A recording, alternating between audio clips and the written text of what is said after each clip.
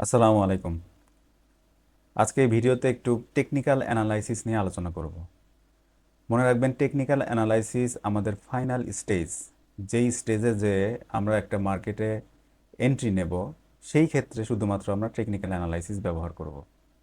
শুধুমাত্র আমাদের একটা ট্রেড যদি টেকনিক্যাল অ্যানালাইসিস বেস হয়, তাহলে সেই ট্রেড খুব ডেঞ্জার হবে আমাদের জন্য। এই ধরনের ট্রেড থেকে আমরা বিরত থাকবো সবসময়। আমরা প্রথমে ফান্ডামেন্টাল অ্যানালাইসিস করব, তারপর টেকনিক্যাল অ্যানালাইসিস করব শুধুমাত্র এন্ট্রি খুঁজে বের করার জন্য।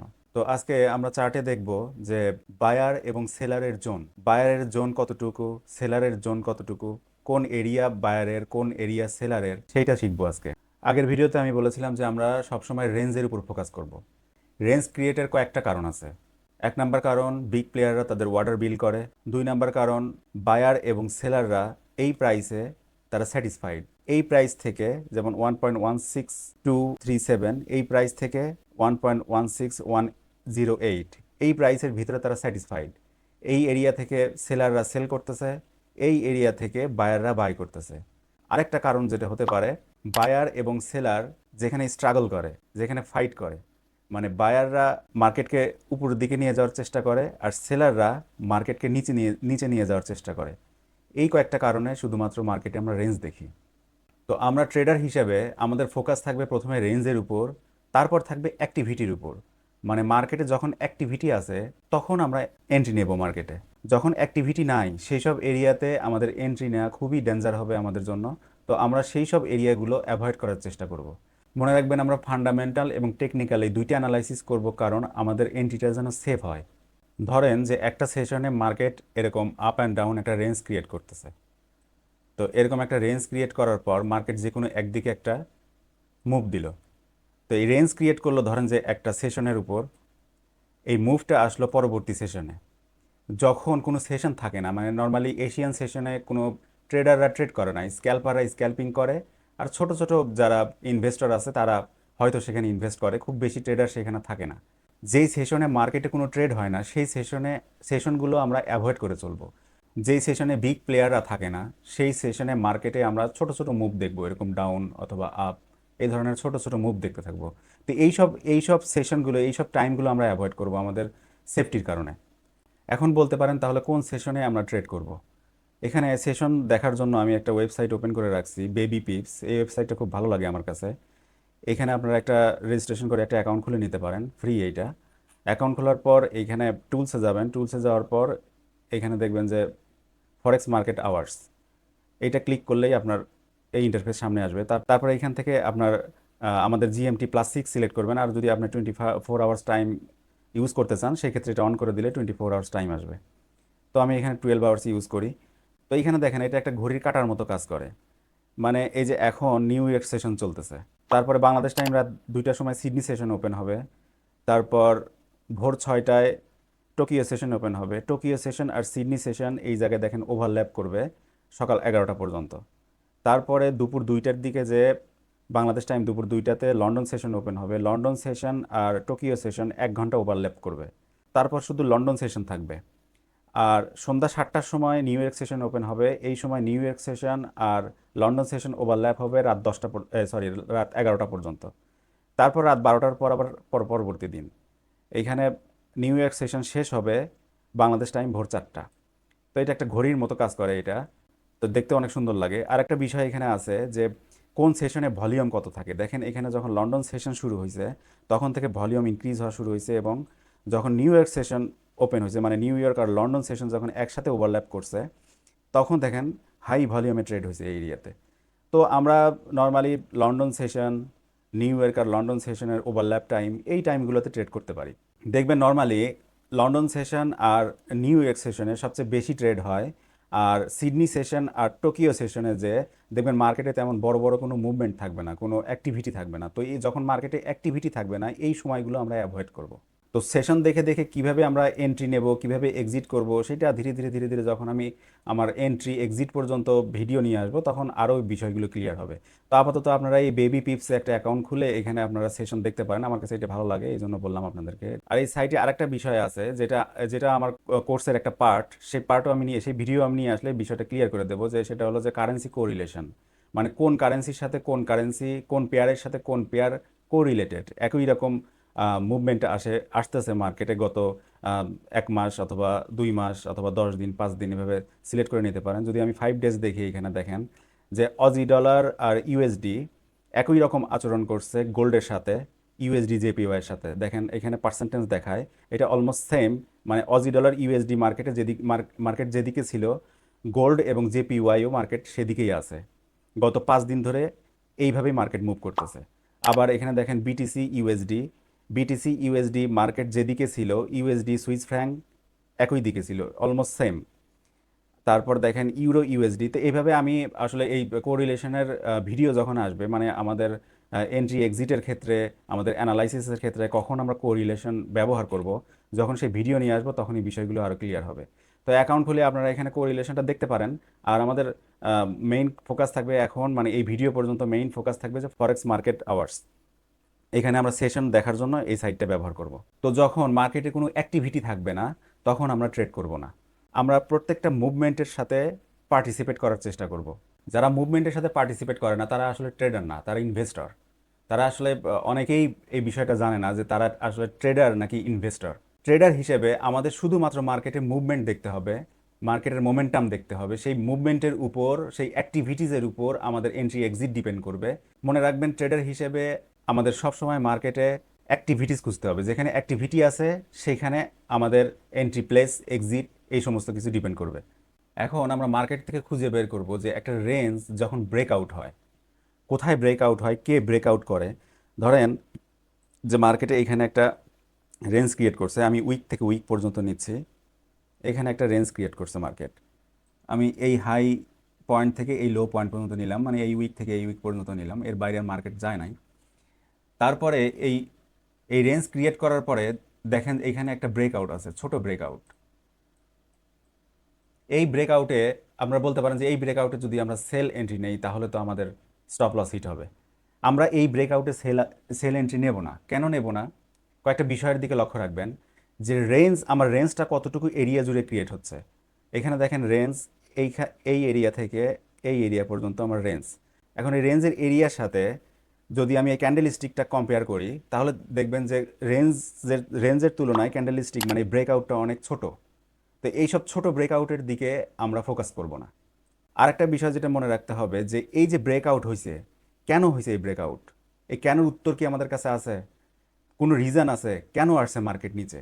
যখন আমরা রিজন খুঁজতে যাব, যখন এই ব্রেকআউটকে আমরা রেঞ্জের এই এরিয়ার সাথে কম্পেয়ার করব, তখন আমরা বুঝতে পারবো যে হ্যাঁ, এটা একটা ফলস ব্রেকআউট। এই বিষয়গুলো ধীরে ধীরে আরও ক্লিয়ার হবে, আপনাদের হয়তো একটু বুঝতে অসুবিধা হচ্ছে। তো আমরা দেখব রেঞ্জ কতটুকু এরিয়া জুড়ে ক্রিয়েট হয়েছে, আর যে ব্রেকআউট হয়েছে সেই ব্রেকআউট ক্যান্ডেল স্টিকটা কত বড় রেঞ্জের তুলনায় বড় নাকি রেঞ্জের তুলনায় ছোট, অথবা হতে পারে রেঞ্জের সমান। এখানে দেখেন যে রেঞ্জ যতটুকু ক্রিয়েট হয়েছে, এখানে ক্যান্ডেল স্টিকটা অনেক ছোট। সেই কারণে আমরা এই ক্যান্ডেল স্টিকের দিকে ফোকাস করব না, মানে এখানে আমরা সেলের দিকে কোনো এন্ট্রি খুঁজবো না। সেলের দিকে এন্ট্রি না খোঁজার আরও বেশ কিছু কারণ আছে, ধীরে ধীরে আমি বলতেছি। তারপর দেখেন এই রেঞ্জটা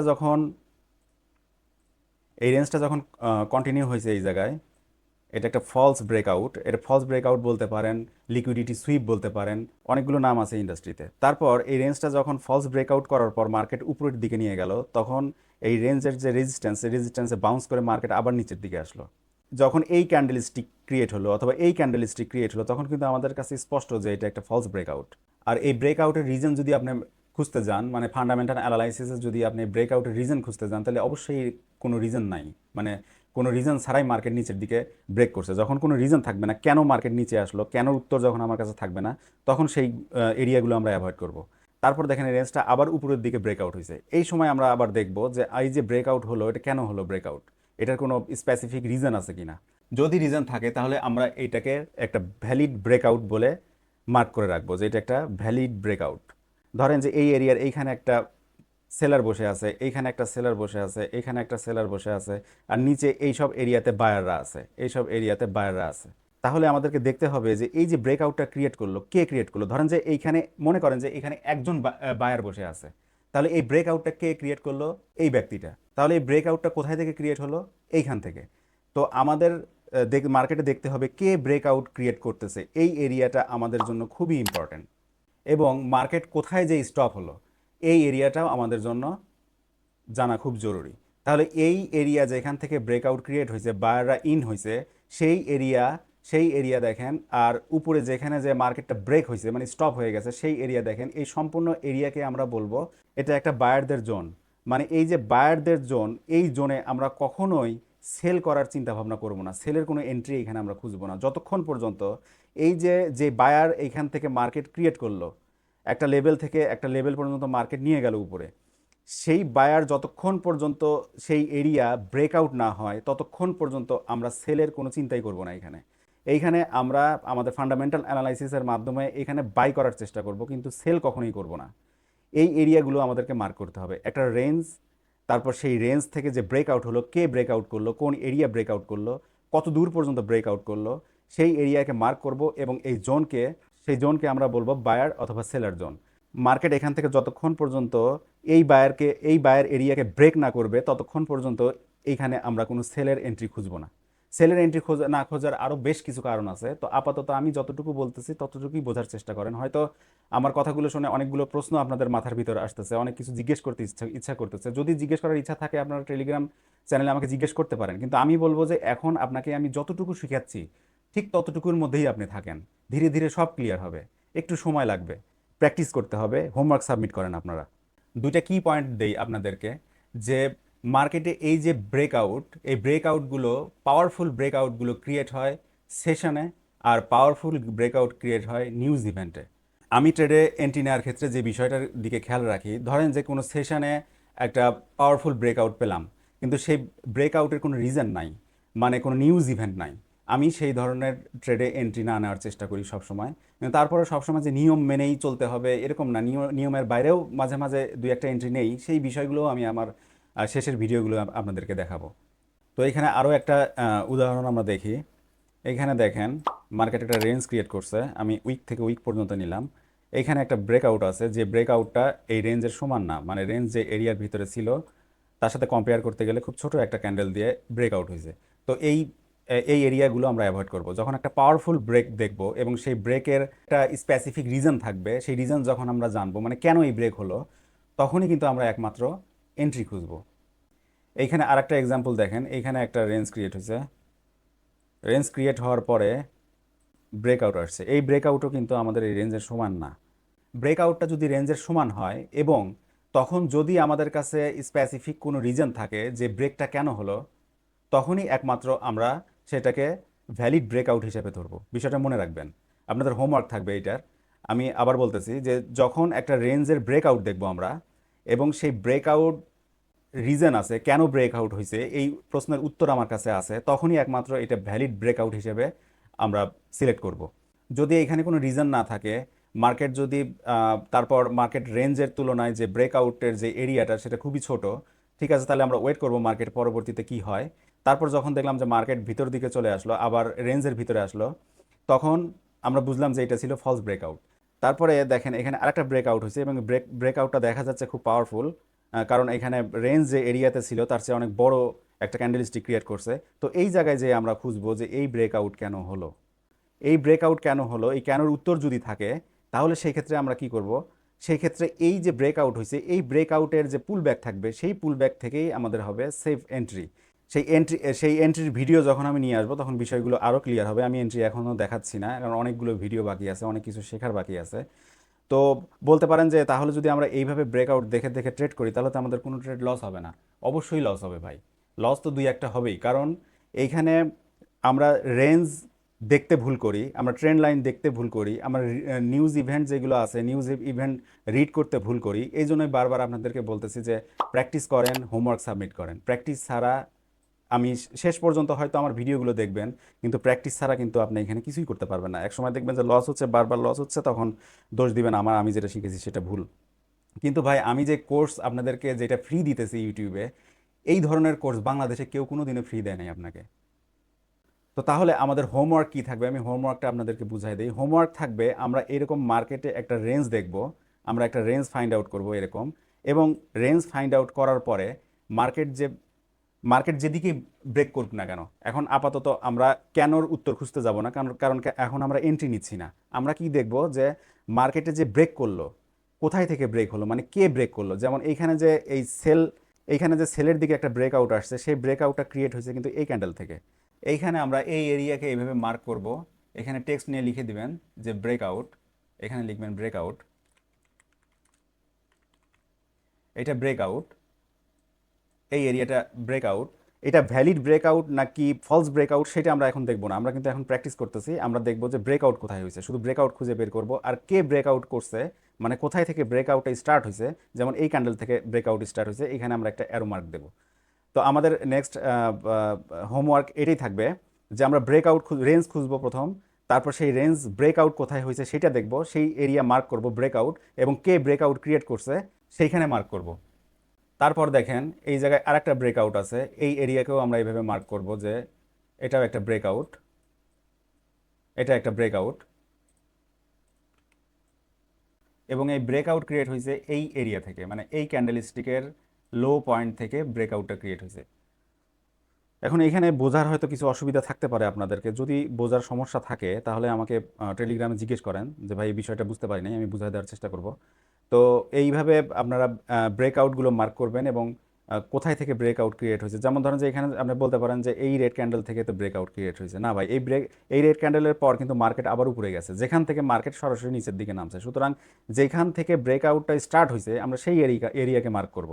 যেমন এই এরিয়াতে ব্রেকআউট স্টার্ট হয়েছে, আবার এখান থেকে মার্কেট একটু নিচের দিকে এসে এখান থেকে কিন্তু এই মানে এই ক্যান্ডেলস্টিকটা এই পর্যন্ত যাওয়ার পর যখন টাইম শেষ হয়ে গেছে তখন কিন্তু পরবর্তী ক্যান্ডেলস্টিক স্টার্ট হয়েছে। আমার প্রথম ভিডিওতে নাকি দ্বিতীয় ভিডিওতে হয়তো দেখাইছি যে ক্যান্ডেলস্টিক কীভাবে কাজ করে, তো সেটা দেখলে একটু ক্লিয়ার হবে মনে হয় আমার। তো এইখান থেকে এই ব্রেকটা স্টার্ট হয়েছে এইখান থেকে, কারণ এই ক্যান্ডেলস্টিকের টাইম শেষ হয়ে যাওয়ার পর যখন নতুন আরেকটা ক্যান্ডেলস্টিক স্টার্ট হয়েছে তখন এইখান থেকে শুরু করে এই মূল ব্রেকআউটটা পাইছি আমরা এই ক্যান্ডেলস্টিক, কিন্তু শুরু কিন্তু হয়েছে আগের ক্যান্ডেলস্টিক থেকে। তো এইভাবে আমরা মার্ক করব কোথায় ব্রেকআউট হয়েছে, এবং একটা রেঞ্জের ভিতর কোথায় ব্রেকআউট হয়েছে, এবং কোথায় থেকে সেই ব্রেকআউটটা স্টার্ট হয়েছে। তো এইভাবে আমরা মার্ক করে করে এর স্ক্রিনশট নিয়ে আমার টেলিগ্রাম চ্যানেলে আপনারা সাবমিট করেন, আপনাদের হোমওয়ার্ক থাকবে এইটা। যখন মার্কেট হায়ার হাই এবং হায়ার লো ক্রিয়েট করতে পারে না সেই এরিয়াকে আমরা রেঞ্জ বলি। এখন সেই রেঞ্জ হতে পারে 4টা ক্যান্ডেলস্টিক, 5টা ক্যান্ডেলস্টিক, 6টা ক্যান্ডেলস্টিক। আপনার ভিজুয়াল ভিউয়ে আপনি চোখে দেখে যেন বুঝতে পারেন যে হ্যাঁ মার্কেট এখানে স্টপ হয়েছে, মানে বায়ার এবং সেলার এইখানে স্যাটিসফাইড ছিল, অথবা তারা নিচে অথবা উপরে নিয়ে যাওয়ার জন্য স্ট্রাগল করতেছিল সেই এরিয়াকে, মানে যেখানে দেখলেই বোঝা যায় যে মার্কেট এখানে স্টপ হয়েছিল কিছুক্ষণ, কিছু দূর, কিছু টাইম নিচে এইখানে মার্কেট, তারপর একটা ব্রেকআউট আসছে। এই এরিয়াগুলোকে কিন্তু আপনারা প্রথমে রেঞ্জ হিসেবে ধরবেন, তারপর সেটাকে ব্রেকআউট মার্ক করবেন এবং আপনাদের হোমওয়ার্ক সাবমিট করবেন।